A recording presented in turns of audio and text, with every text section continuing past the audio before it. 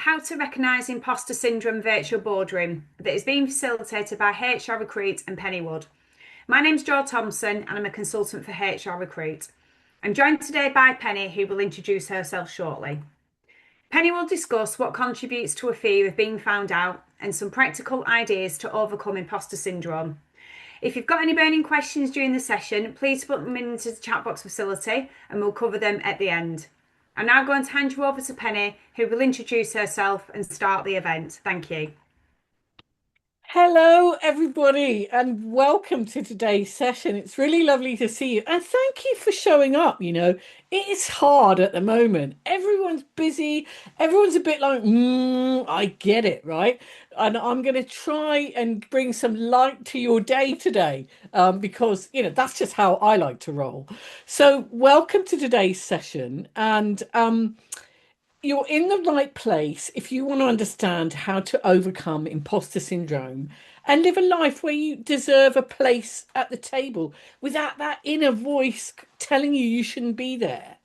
Now, whether you're a seasoned professional or just starting out in your career, I'm sure many of you have experienced imposter syndrome at some time in your career, whether that's around the fear of failing at something, or self-doubt, not being good enough, or maybe you feel like a fraud. But how do you get over it? You can do it, but you've got to truly recognize your own potential. You've got to take ownership of your achievements, and there are lots of different things you can do. So today you're going to get a much deeper understanding of imposter syndrome, what it is and how it manifests, because there's a few kind of misunderstandings about what it is. Then we're going to look at the impact of it and how it impacts your daily life, and then I've got lots of practical ways that you can use to remove it completely. Right, it takes time, but we're going to get rid of it. And whatever it is you're dealing with right now, whatever reason you turned up today, I'm going to help you understand more about the intricacies of it. You're going to discover how you exhibit the characteristics related to imposter syndrome, and you're going to implement some new tools for yourself. So you're going to need a piece of paper. So the session's going to be about 45 minutes. It may go on a little bit longer. Questions at the end. You are going to need a piece of paper or a Word document, whatever you use to take notes, because it's an exercise I'd like you to do. And for those of you who stay to the end, as a thank you, I will be issuing a free resource to you. And I want you to just leave your work behind, turn your phone over. If you've got the dog with you, put it in the next room. Just give yourself this time to come into the room with me, and let's work together for the next 3/4 of an hour or so. Okay. Now, for those of you who don't know me, I am a business leadership success coach, and I have three strands to my business, which is executive coaching.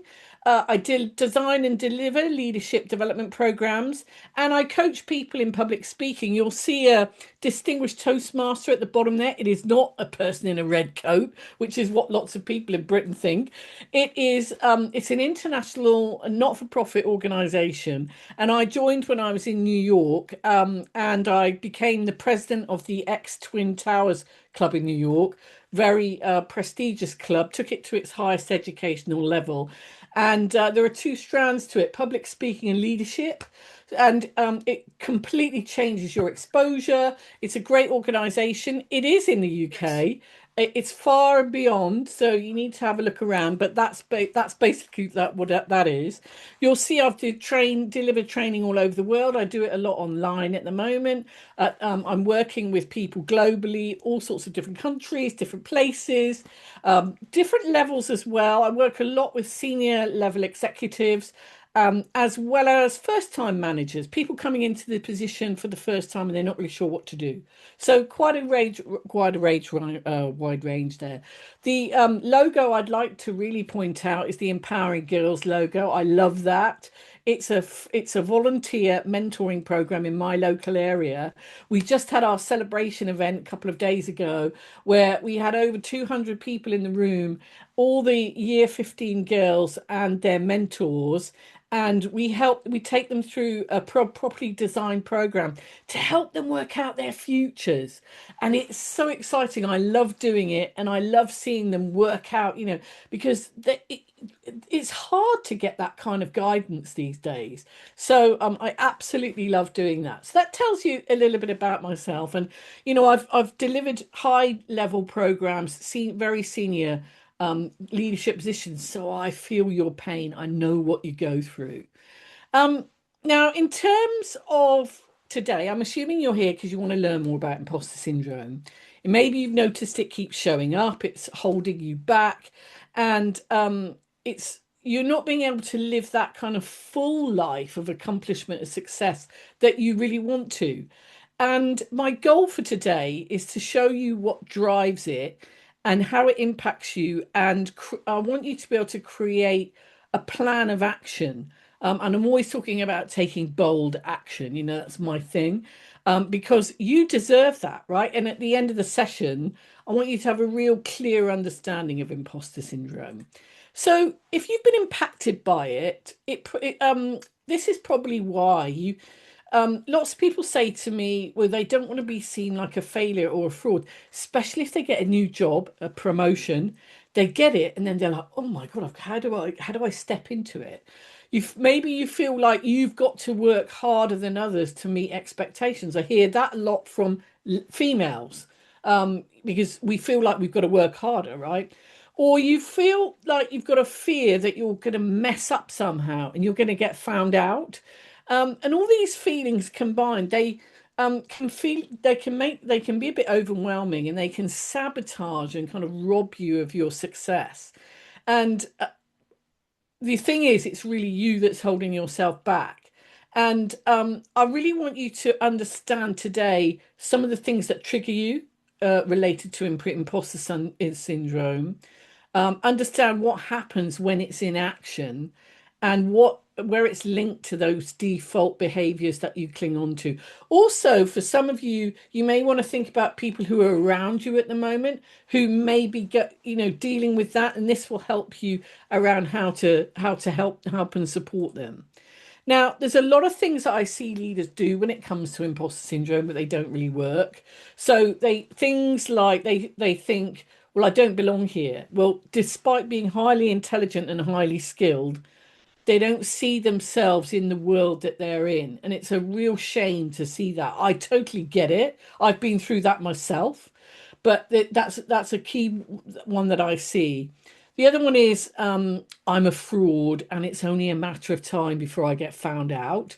And they worry that they'll be tricked by people, or into, tricking people into thinking they're not good enough.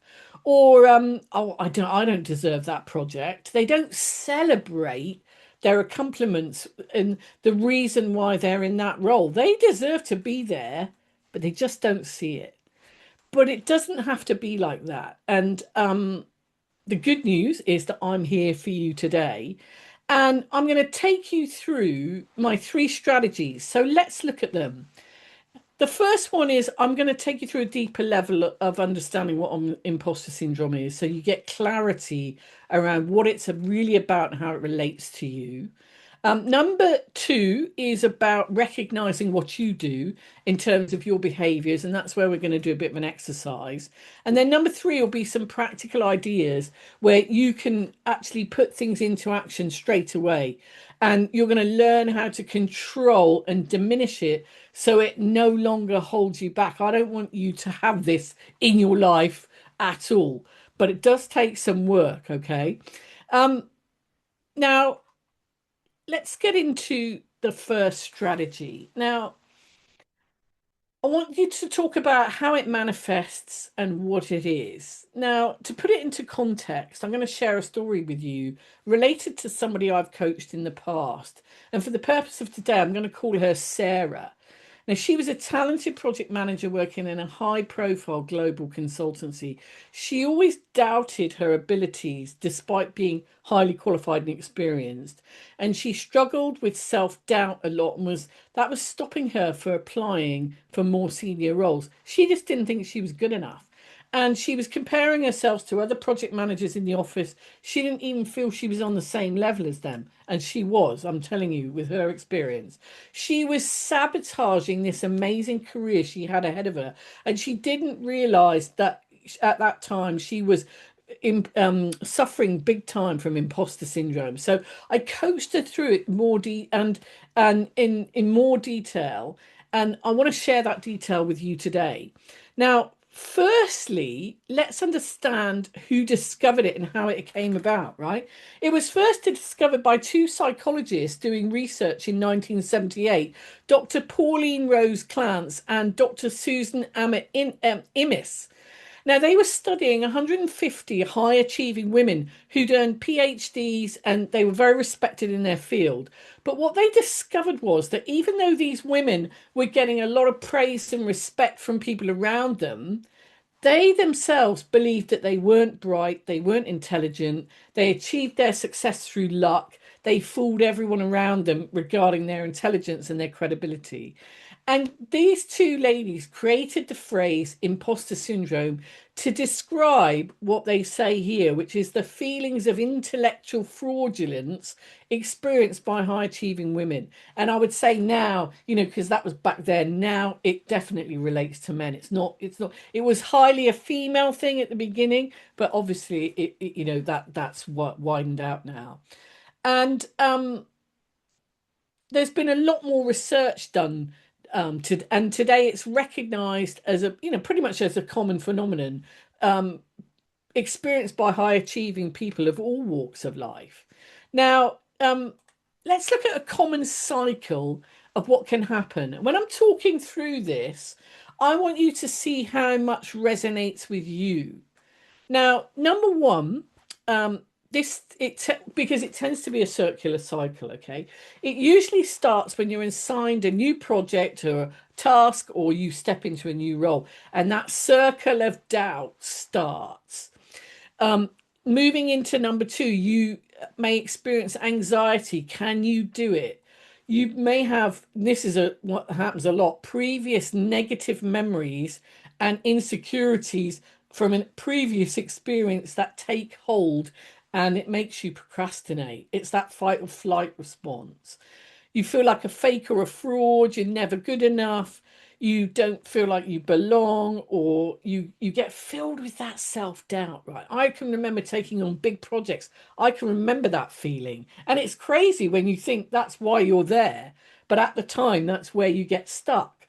And you may focus on mistakes and rather than your successes, your weaknesses rather than your strengths, and you don't really, and what you don't know rather than what you do know. And so that moves to number three, which is accomplishment. When the task is complete, you get a brief sense of relief, but on that sense of accomplishment, but it doesn't last very long. Any feelings of success and recognition or feeling competent, they're soon crushed because you feel uncomfortable when people praise you. You've got a habit of playing down to your strengths. Oh, yeah, no, that was nothing, that kind of thing. And what I always want to say to people is, your voice is your power. And when you speak in language like that, you relinquish your power. So I want you to think about that when you're thinking about how you talk about yourself. And because people find it hard to take credit for their accomplishments. That leads on to number four, because then you start to rationalize, right? I was lucky, I got away with it. I don't deserve that recognition, or somebody else could have done a better job. And it can be really crippling. And then number five, your inner voice takes over, and that starts those feelings of self-doubt. Your anxiety levels raise again, you end up feeling like that fraud, and the whole thing starts again on another task, right? So it's this continuous circle that you keep going around. Now, there's a big impact it can have on your professional life. It can affect your performance. It stops you taking risks at work. It stops you seizing new opportunities for promotion. I've seen that with lots of people. It can stifle your development and also, your job satisfaction on a daily basis. You just don't see it. And over time, you become a little less ambitious.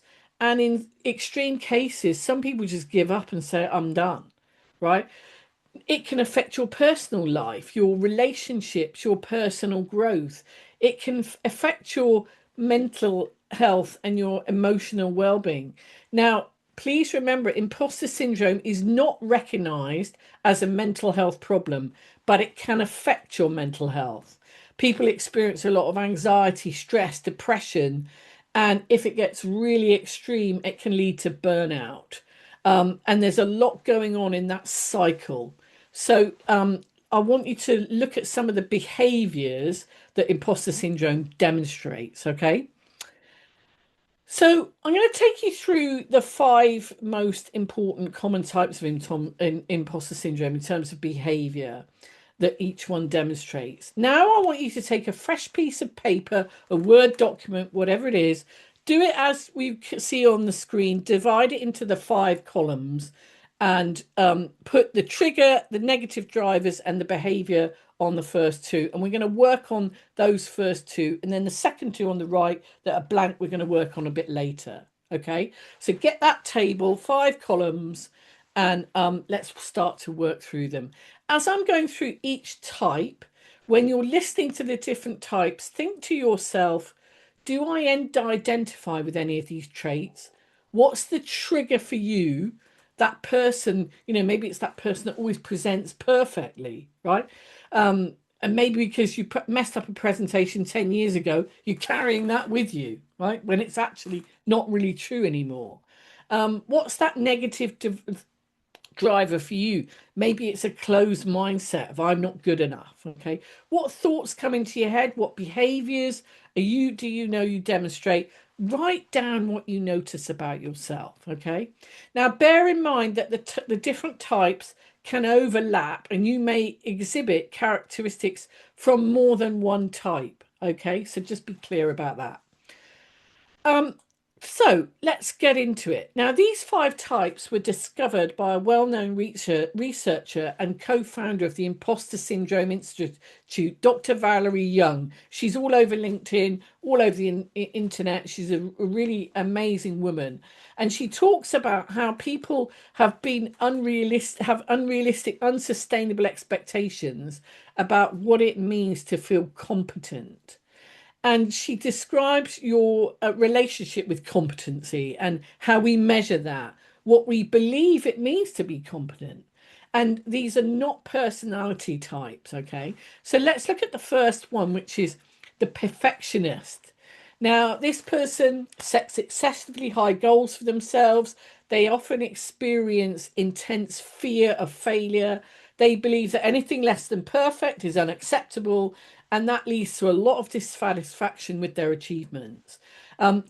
Despite any external validation they may get, they struggle to internalize their success, and they constantly feeling like they haven't done enough. You'll expect a flawless performance every time if you make a presentation, and you might make one minor mistake, but that's it. The whole thing will be ruined for you.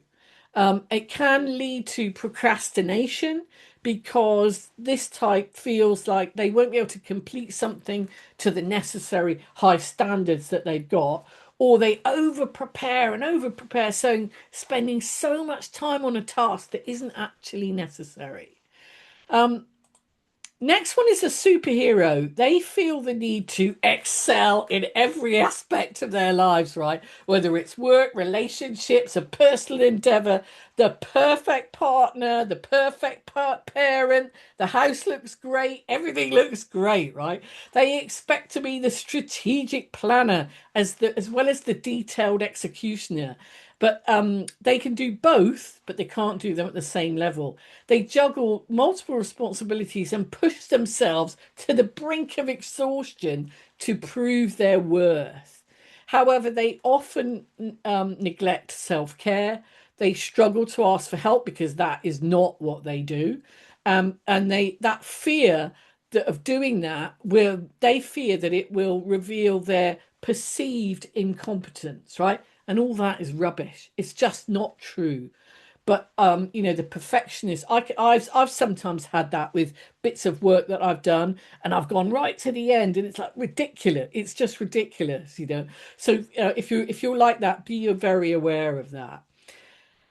Next one is the soloist. They do everything on their own. They will never ask for help because they've got to prove their worth, right? The only achievements that count for them are the ones that they complete on their own. They never will recognize achievement if they're part of a big team that's done something. It's only if they've done it on their own. They don't want support from anyone else, and they can believe they can do everything by themselves, right? And it's absolutely fine, but it doesn't. What holds them back is that collaboration and new ideas, and procrastination as well, because it's like, do I want to speak to Penny? No, I don't need to speak to her. I can do it, right? Then there's the expert, and this is not being about an expert in knowledge. It's about the kind of it's the quantity of knowledge and information that they know, not the quality. Okay, the quality is the perfectionist. The expert, they believe that they must possess all the knowledge and skills required for their role or field. They constantly seek out additional certifications, training, qualifications to validate their experience. There's always one more certification to go. The endless pursuit of and everlasting, urge to get more knowledge. And despite being highly competent, they worry that they're going to be exposed as a fraud, right? Can you imagine someone who's highly qualified but still doesn't recognize the abilities that they have? And they encounter situations, if they don't have all the answers, that totally blows their mind. They think they're not experienced enough to go for a promotion. All sorts of things can happen. The last one is the natural genius. Now, this is not about being a genius, right? In this context, the genius, they measure their competence based on ease and speed. They expect to pick up something quickly, and if it doesn't happen, that they think they must be an imposter. They don't realize that there's a learning curve for nearly everything that we do, and that's how a normal person would feel who doesn't have those feelings of imposter syndrome. They understand the journey. The expert gets into their head, well, if I was really intelligent, capable, and competent, this wouldn't be hard. So there's a feeling of it just should be easy, right? They believe their worth is inherently tied to their ability to effortlessly excel without much effort, and they expect themselves to grasp new concepts immediately, and they get very frustrated and anxious and struggle with any mistakes they make. They will avoid, and because of that, they'll avoid challenging situations that may reveal their limitations, preferring to stick to tasks where they can easily succeed. Now, the danger of all of these types. Now, I'm sure you're going to get triggered. I'm sure many of you have been triggered through that. Like, oh, I know someone like that. Was that me? Don't worry about it. The danger of all these types is that although they work hard to go and be, and as also they work hard and go beyond, they come at it from a perspective that they are avoiding being discovered, that they don't know what they're doing, and that there's some kind of fraud. Okay, that's where the inauthenticity comes through. It's where imposter syndrome takes a grip. And what I want you to think about is, what did you notice about yourself, your thoughts, and your negative drivers? Were there any behaviors that you recognize that you go, oh, I guess actually I do that? Yeah, or that is me to a T. Make sure you write them down. What do you keep telling yourself that isn't true? Hmm. The one thing that something's happened to you in the past and you're bringing that into the future, but it's not true. And do you realize that you have any limiting beliefs? I'm hoping that you've had a couple of aha moments. But the good thing is, the first thing is to recognize what's going on with you and your behavior. Then you can address it and create new strategies to help manage it, because this takes time to knock it out of us, right? We've had these learned behaviors, learned experiences. It takes time to get rid of them. This is not something that happens overnight. And when I work with people, it can take, it can take several months. So what I want you to think about is, I hope it's got you thinking, give you some clarity and focus around how imposter syndrome works and how it can affect you. And I want you to write down what the biggest shift is that you think you need to make to implement or beat imposter syndrome. What's showing up for you? Did you identify as a typical type or a mix of different types? Is it around a limiting belief you've discovered you're hanging on to that's not really true? Is it a behavior that you've identified that's not serving you, or is it something else? I just hope it's got you thinking and it's got you a little bit clearer to understanding the intricacies of imposter syndrome, because it's very subtle, and it's it's like it secretly goes in there into your mindset. And I'd like to hear from you. So if you think this has helped you get clear on what you need to do, can you put the word clarity in the chat? If you've raised more questions, can you put questions? So just put either clarity or questions in the chat. And as that unfolds, I will see that and it'll help me. Clarity, clarity. Oh, great. That's good. Oh, I'd love to know what some of those are. That's great. Great, great, great. Questions. Lovely. Good, good. There's a good mix there. Great. Both. I love that. I love that. That's really great.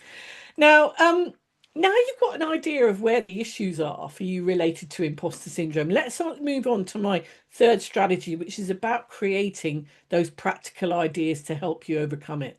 Now, I want you to mark up that column number 4 as reframe and positive drivers, and number 5 as new behaviors. So just mark that up in your columns.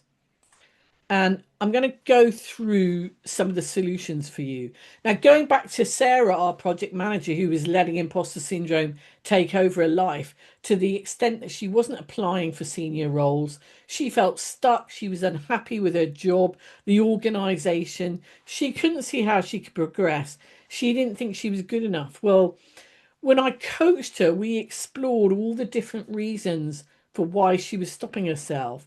And then we started to explore what she could do to combat it, and what was crippling her success, her growth, her achievement, and her overall happiness. Because when I met her, she was down, right? And when we finished, and I will tell you in a bit what happened, her face was just, I remember a call. She came on one day, her face was different. She lit up the screen. It was a completely different situation. And I want you to think about the practical things that will help you to overcome it. Now, write down your thoughts about what you're experiencing and how you could do things differently, okay? You've got a choice. You can either stay stuck where you are, or you can choose to develop yourself. Now, I want you to think about backing yourself more. Use evidence, not feelings, right? Recognize and celebrate your achievements and practice self-compassion and forgiveness. And also, I want you to develop a growth mindset in this sense. Now, you will all know what that is, but it's hard sometimes when you apply it to yourself. And I want you to kind of visualize those positive affirmations. And above all, I want you to remember, don't let it rule over you. You can do something about it. So let's look at those let's look at these 5 types. Now, give me 1 second. In terms of developing yourself, develop your level of self-awareness. Recognize these patterns in yourself. That's the first step. You've got to acknowledge them before you address them. And hopefully today you've identified some triggers and behaviors so you understand what they are and why they happen. Your thoughts, challenge that negative self-talk. Reflect and think about why you're doing that so you can reframe your thoughts. So instead of saying, oh, I only got here because I got lucky, say, well, actually, I secured this role because of my abilities. Different, it's very different, you see? And recognize the information that you had in your original thought might be outdated. This is a big thing for people. They don't realize how much old stuff they're carrying around. And it could be something as simple as something someone said to you, right? And in your behavior, I want you to create new habits that come from an authentic place. This is really important, right? Not from, it has to be authentic. It can't be from a place of, oh, here's a new coping strategy, right? That's very different. That is not what we're doing now. So think of it as, how can I become more authentic about who I am? Collect evidence on your successes. Separate your feelings from the facts, because you might feel useless in the moment, but but your feeling that way does not make it true. Does that make sense? It's so I want you to embrace failure and imperfection as a learning opportunity. Now, I know that's going to be hard for some people because you're not going to get it right every time. So what are you going to do next time something doesn't work out? How are you going to look at that situation differently? You have a choice to take a different direction and a different pathway. I embrace you to take that. Okay. Building your self-confidence. I want you to back yourself more. Use that again, use that evidence, not feelings. So, for example, when someone gives you praise at work or in your personal life, or somebody tells you that you've been really helpful in a certain situation, that's evidence, right? Don't let that contradict itself by letting those negative thoughts and feelings take over. And, if somebody gives you a compliment, it's so easy to go, oh, yeah, I know what you mean, but I just did it because that's how I am. It's not that. Just be gracious. And if somebody does give you I have people come up to me in the street, random strangers, and they just say, wow, I love what you're wearing today. And it used to kind of throw me, but I'm getting more used to it now. And I just say, thank you, that's really nice of you. And it's a much better way of saying, instead of just going, oh, I just threw this on. Can you see how when you say that, it relinquishes the power of who you are, and it's a bit disrespectful to that person who's giving you that compliment, and you just say, I just chucked it on. That could come across a bit arrogant, or it could come across as, dismissive. So just just say thank you. It's hard. I remember the first time I did it. I felt really awkward because I wanted to spring back to my old behavior. But just to be able to do that, recognize and celebrate those achievements, practice self-compassion and forgiveness. Realize you're not going to get it right every time. And, think about how you're going to forgive yourself and think about those positive affirmations. Now, with this one, strengthening your resilience, you've got to recognize your feelings of self-doubt. They are feelings and they're not actual facts, all right? And you've got to develop a coping mechanism for when those setbacks happen and when you experience certain challenges, but understand what they are for you. So you develop the coping mechanism that's the triggering the new behavior, but the new behavior is the authentic you. Big difference there. Learn from those failures and setbacks. See them as a space for you to improve and grow and learn. just takes the pressure off everything. Build a support network around yourself of positive people. Remove those Debbie Downers, those ones, oh yeah, it's really bad today. Everything's going wrong. My life's a disaster. Those people, get rid of them.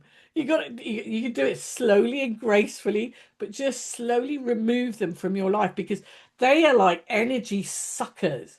And I've removed a lot of those people out of my life. And then when I feel anyone like that coming back towards me, it gives me an immediate reaction because I know it's happening, right?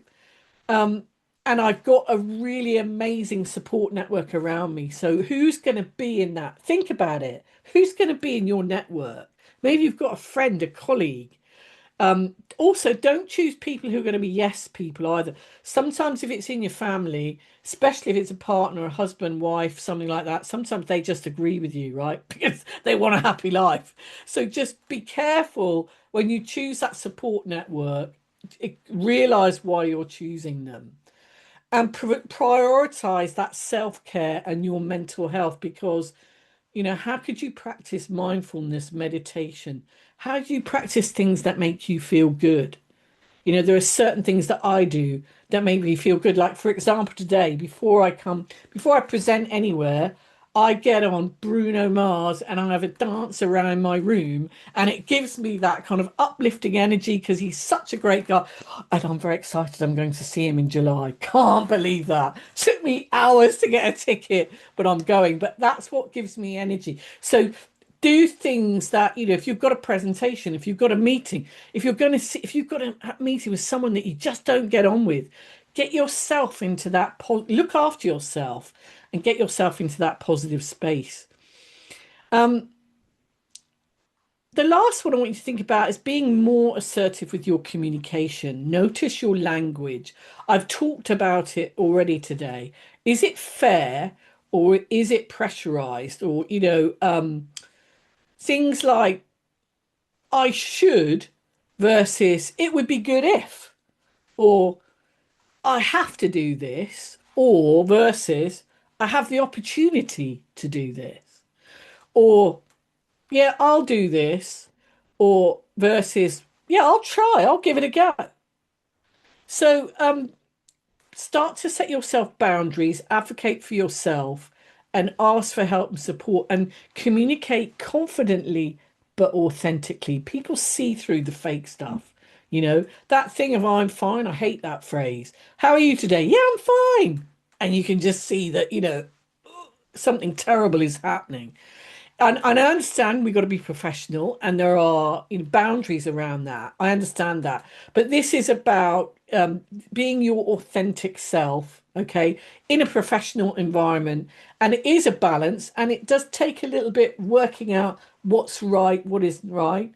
But in terms of imposter syndrome for all the other things, I want you to really think about what's my new authentic behavior going to look like.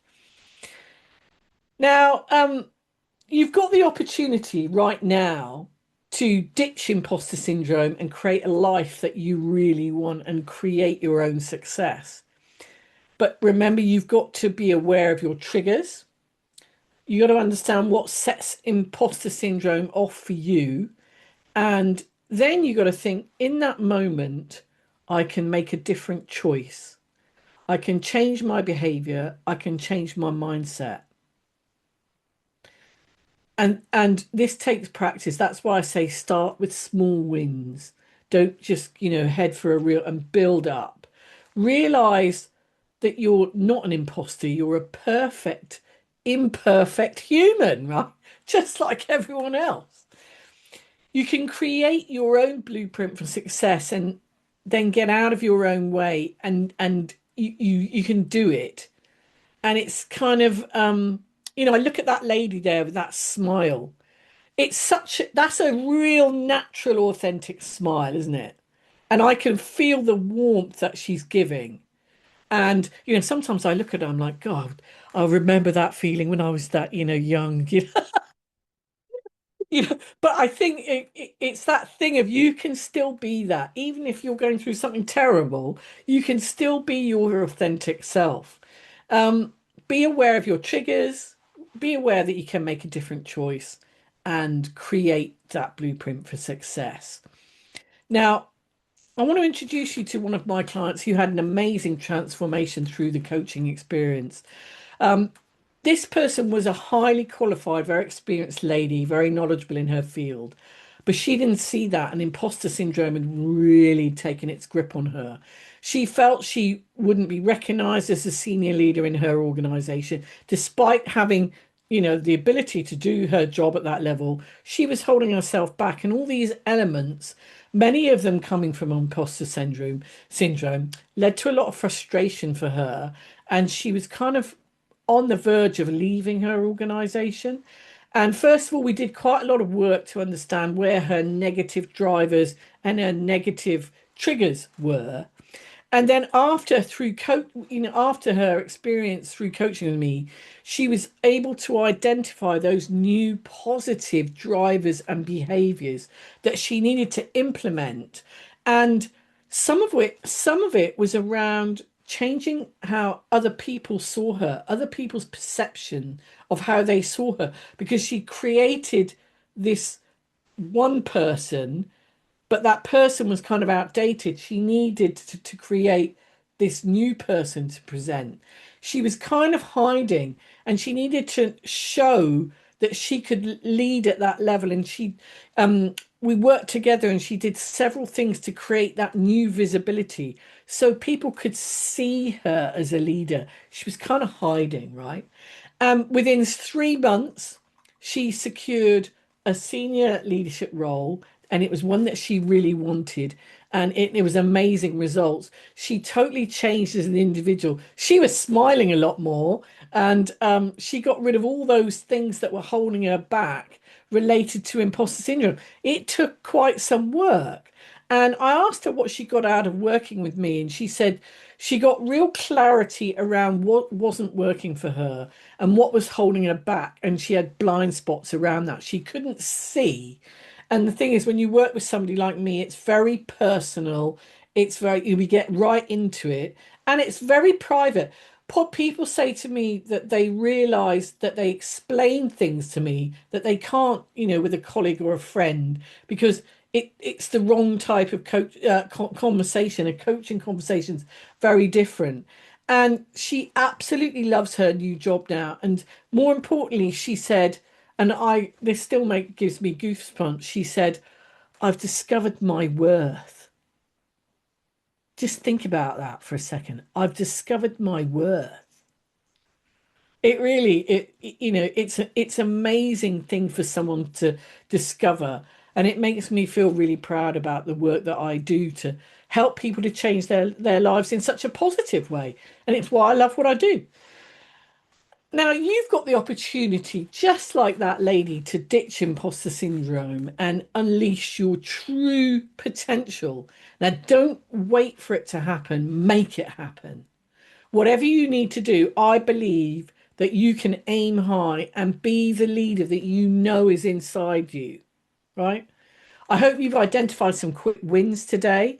You've got a deeper understanding of what imposter syndrome really is all about. And you've got an idea of some changes that you need to make. And you've got an idea of some bold actions that you're going to that you're going to get into.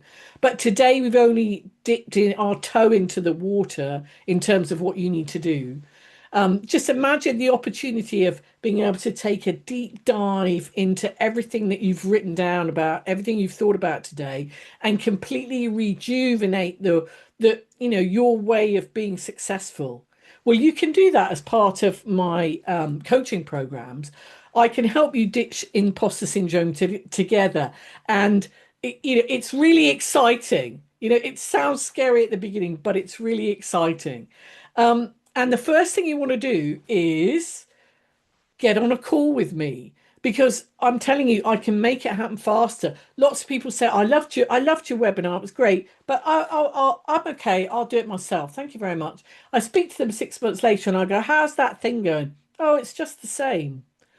That's not what high performers are about. If you really want to deal with it, you have to deal with it now. And it's easier than you think, and it's not as difficult to achieve because look, I've shared stories today from real people who've made it happen. And you've got to be, but I think for me is you've got to be ready to do the work and you've got to be excited about it, right? You're even nervous about it, but you've got to be excited and to get and face that challenge and the things that are holding you back.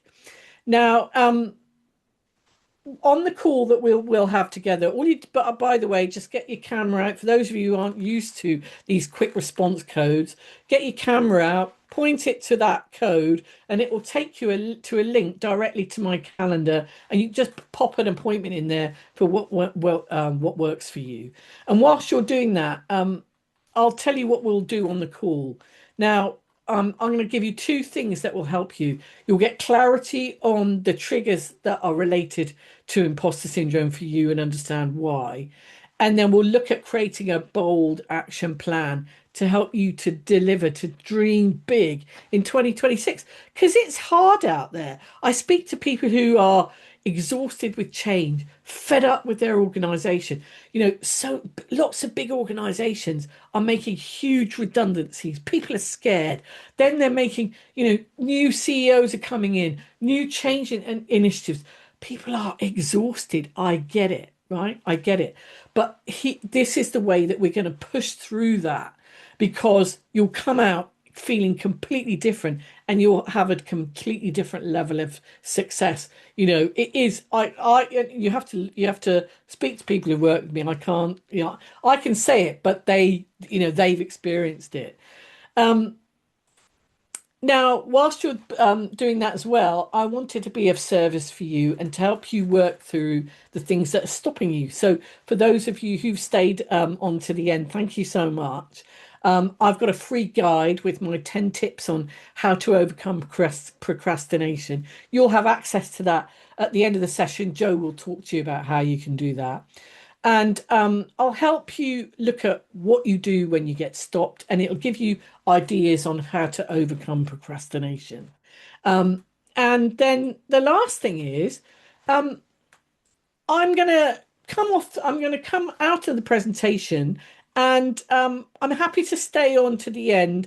If anyone's got any questions you want to ask me, just remember that I come into organizations, I help with executives at all different levels. So please, even if you don't want to speak to me about yourself today, please just talk to me about how I can come in and help your organization. Okay. So with that, I'm going to stop my share. And I'm going to see if anybody has any questions. What do you want to ask me? What showed up for you? Penny, Pip's just asked if you can show the table again with the four headings. Hoping that that is the slide you're looking for. If you want to take a quick photo of that, feel free. And while that person is doing that, has anyone got any questions? Anything they want to ask me about? Anyone experience anything? Any didn't notice anything? Anybody think, oh, that's me? I definitely saw that in me, and they've got a question. Hi, Penny. It's Denise here. Hi, Thank you so Denise. much for the session. It was really interesting. It made me smile a lot because I could relate. So I'm clearly in denial that I have imposter syndrome. That's my highlight for today. Um, I was just wondering, I'm assuming Joe will share the slides with us again, Yeah. but have you got your contact details on there, like with a Yeah. website and other courses that you do? Because I'd be Yeah. very interested in that. Yeah, Denise, if you want to put your email in the chat, I can have a direct chat with you. And we can get in touch either way. It's Um, on, Denise, it'll be on my follow-up email as well that I'll be sending out shortly. It's got Penny's contact details on there. I thought that would be the case, but I wanted to check. Thanks so much, Joe. I appreciate that. yeah, I look forward to having a chat and making you smile a bit more, Denise. Thank you, Penny. You're welcome. Anyone else got any questions? I can see some of you looking very serious. How are you? I hope, did it wake you up? Did you just go, oh, I'm done, I'm done. Where are you? Where are you? Penny, Talk to there's a me. couple of bits. Diane said, how does this fit with personality types? I get feedback related to my personality and their personality type. Yeah, I think there's a bit of a danger here, right? Because with personality types, they are a little bit more prescriptive because they come from your natural way of behaving, right?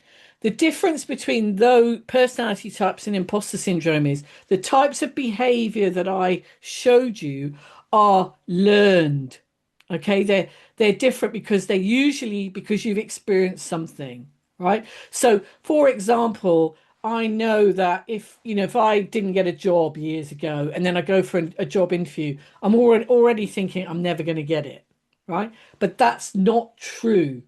It's also, do you remember I talked about separate fact from feelings? That's another way to separate them with the personality styles, even though I'm a great believer that there's a mixture there. They give you an indication, but we change over time as well. So they're more prescriptive, but with imposter syndrome, it's more around feelings that aren't real. So I hope that answers that question. Zoe's asked, have you got any advice you can offer to help figure out the difference between behaviours and feelings? Not sure can always figure out what behaviours might be showing up. Who's that from? Zoe. Zoe, do you want to just give me a little bit more on that one? I just want to understand what you're asking there. Yeah, I'm Hi, your Zoe. yeah, hi. My camera's stopped working for some reason. I think it's Don't because I'm worry, at that's home. fine. So I think behavior. I think for me, feelings are really easy to figure out. It's how I'm feeling about a particular situation. But with behaviors, I feel the need to seek feedback from other individuals to figure out what behaviors I'm exhibiting.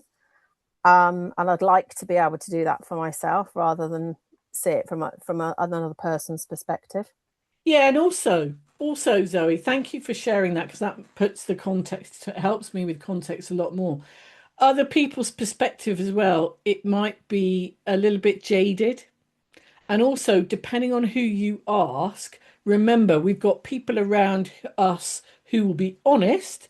We've got people who are around us who will tell us what we think they want to know. And then we've got people who might be Machiavellian and might start messing with you. So you've got to be a little bit careful when you talk to others. If you do, make sure it's somebody you trust. Okay, real. I really want you to be careful of that. And then in terms of looking at yourself, what I want you to do is use that chart. So when you keep that chart, the 5 columns with you, and when you feel it happening, write it down. If it's in a meeting afterwards, what was that negative driver? Was it something that somebody said? What was the behavior that I demonstrated? So that you start to log how you react in certain situations because there will be ways where people say things to you which creates an automatic trigger, and then you've got a moment there when you start doing it to say, right, how am I going to reframe that if it happens again? And if that person says that same thing again, how am I going to reframe it with a positive driver and a new behavior? And what you find is, and it's really interesting when I get people doing this, especially if it's somebody who you don't get on with and they know how to, push your buttons and you start reacting differently. And they're kind of like, oh, hang on a minute. That wasn't supposed to happen with Penny. She's supposed to go off in a strop, or she's supposed to, get emotional, or whatever. And then it gets them all confused. They don't really know what to do because what you're saying is, I understand what's happening. I know you're doing it, and I'm going to choose to do something differently because that actually, what you're saying is not true.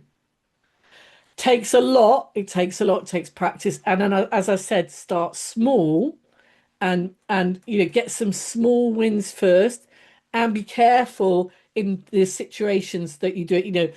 Don't choose a big political decision to do it. Don't just start small. So I hope that one helps. It's great, thank you. Well, you're welcome, Zoe. There's nothing else in there, Penny. Oh, wait a minute. Carl's raised his hand. Have you got a question, Carl? I'll unmute. I'll unmute myself. Can you hear me now? Yes, I can, Carl. Welcome. Hi. Welcome. Hi. There seems to be a sort of crossover here, with the feelings depression and also suicidal thoughts, in a way. Um, just wanted to sort of get your, I mean, not get your take on that, but just see if you agreed, or what comments you had, really. Yeah, I'm glad you brought that up, Carl, because I touched on it earlier. Mm, And it it I totally understand what you're saying. Now, I'm not saying that, that will be the outcome. What I'm no. saying is you need to really be aware of it, because it'll be compounded by lots of other things that are happening, and Mm, then things start to spiral. And with burnout, for example, I worked on a really big project for a long time and lots of years, and it was high impact, high adrenaline every day for years, and I started to get a bit frazzled, and I did actually experience burnout. And after that project finished, I it took me physically about 2 years to get over it. Can you imagine that? I couldn't quite believe it. mm, And that wasn't really related to imposter syndrome, because it was just that it was high stress, high value, high profile. It was huge. And there's a big difference to that, which is workplace stress, mm, than imposter syndrome, which is me thinking, well, how can I be working on this amazing project, and going down that road. However, they can be related, and you need to be aware of them. And especially with burnout, that's a different road, and mm. also it can go down a psychological road, which is not my area of expertise. Does Sure. that make sense? Does that help Yeah. you? Yes. I quite like the image, in the perfectionist slide that you showed about the deck of cards, because I think it's very apt. Ping, Something and they're just gone. happens and it's all gone. Yeah. Yeah. Absolutely, yeah, it is. And the perfectionist comes out in us a lot, especially with high performers. And you will start noticing it with people around you who, oh, I've just got to get that last slide, that Mm, last thing, that last figure, that spreadsheet. yeah. You will recognize that in those around you, and there's a opportunity for you as part of your leadership to say, actually, let's look at that. Mm, What do we need for it to be right? Now, it's not about being good enough, right? I've also worked in um, consultancies where the performance level expectation is real high, and when I first joined, I was kind of junior, and my God, I had to push my mm, effort load up to get to that high level, right? So that is a learning journey. And you see, I was talking about a learning journey as opposed to, oh my God, they want all these high expectations and I can't do it. mhm, So there's a real difference there with the perfectionist. If you notice that with people around you, it's having that conversation about, are we are we going up? What's the level we're going to that's achievable and relevant? mhm. And where's the growth in this opportunity? Does that Understood. help? Thank you. Yes. Yeah. You're welcome. You're welcome. And I've already put it in the chat, but thank you for this session, and thank you, Joe, for arranging it too. No Thank problem. you, Carl. Really nice to meet you. Thank you for And that. you. Thank you. Because sometimes I come and I speak to I don't get the chance to speak to people, and I never really know. And I go and I think, did they enjoy that or not? So thank you. That's Mm, really helpful. no problem. Thank you. Okay, there's nothing else in there, Penny, so I'll just do the close if that's okay. Great. Yeah, absolutely. Okay, so I'll send out some correspondence to everyone this afternoon that signed up for the event, and I'll also put a post on LinkedIn. So if you'd like a copy of the follow-up information that Penny's alluded to or the recording, then please put a comment against the LinkedIn post. Our next event is next Tuesday, the 7th of July, and is called 5 manager missteps that sabotage probation and performance management conversations, and 5 techniques to overcome them. A link to sign up for that will be included in the email. If anyone's recruiting, we've also got FD Recruit, Exec Recruit and Charity Recruit within the group. But otherwise, I'd just like to say a massive thanks to you, Penny, for your time, your effort and your energy in putting the event together. It sounds like everyone's taken quite a lot from it. So thanks to everyone for attending and signing up. Thank you.